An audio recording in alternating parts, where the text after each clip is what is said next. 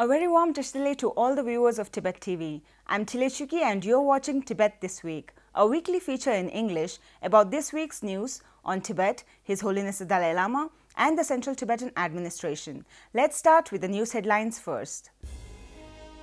The question of my reincarnation is not urgent. His Holiness the Dalai Lama in Japan. Twitter meets with His Holiness the Dalai Lama, thanks him for being an amazing teacher. India must share its religious harmony with the rest of the world. His Holiness the Dalai Lama in New Delhi. CTA holds prayer service for Tibetan Self-Immolator Dopo. No matter how much pressure the Chinese government puts on me, I will show up. CTA President in Germany. CTA President speaks about Tibetan experience with China's infrastructure projects at the National Endowment for Democracy in Washington D.C. His Holiness the Dalai Lama, currently on his 10-day tour in Japan, was interviewed by one of Japan's largest TV broadcasters, NHK, and was asked about his reincarnation. He replied that reincarnation was not an urgent concern, indicating by gesture that he is in robust health.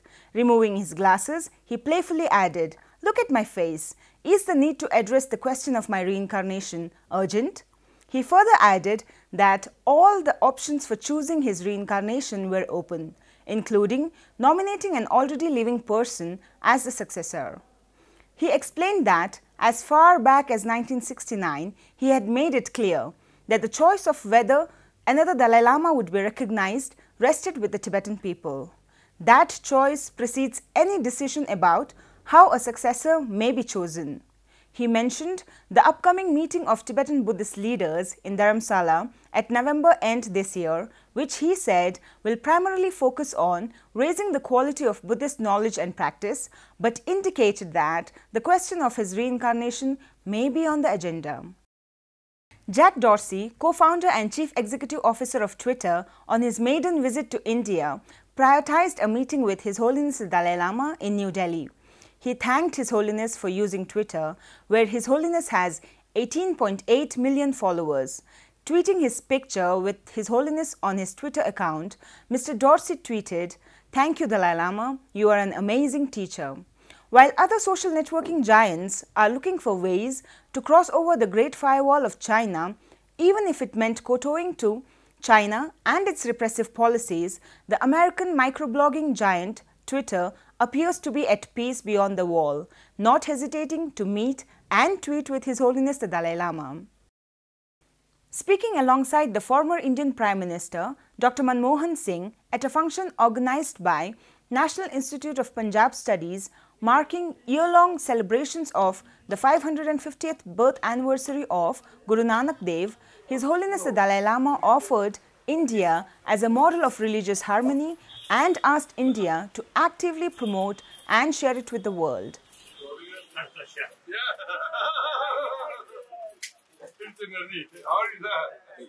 Highlighting the religious harmony and tolerance in India, His Holiness said, "Look at the Parsis, descendants of the Zoroastrians from Persia, in Bombay. There are fewer than 1 lakh of them among the millions of Hindus, Muslims and Christians, yet they live in peace, without fear. That's India. I believe India should make more of this and show the rest of the world that different religions can live amicably in harmony side by side." Among millions of Hindus, millions of Christians, millions of Islam in Bombay, small handful Parsi live there very peacefully, no fear. So that's India. So now, India's religious harmony, I think time come, should show rest of the world, different religion can live together. So therefore, I think India is the only nation where religious harmony over 1,000 years there.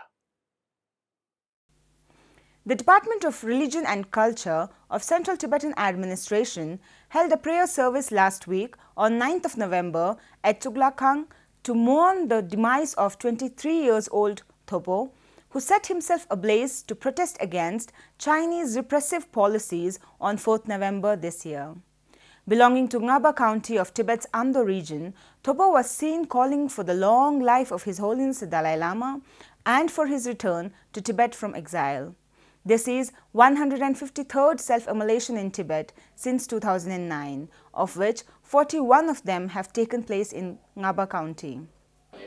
Expressing Kashag's profound grief at the self-immolation, CTA's Religion and Culture Kalun, Karma Gelek Yutok, said that Tibetans in exile have the responsibility to heed the call and aspirations of Tibetan people inside Tibet, that is, restoration of freedom inside Tibet and the return of His Holiness the Dalai Lama to Tibet.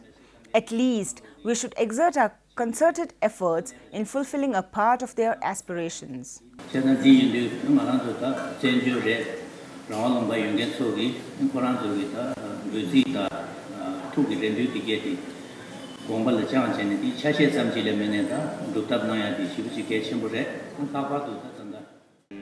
Led by K. Rinpoche of Namgyal Monastery, the prayer service was attended by Chief Justice Commissioner, Justice Commissioners, Kaluns, heads of the autonomous bodies and Tibetan parliamentarians, along with the staff of Central Tibetan Administration and local Tibetans.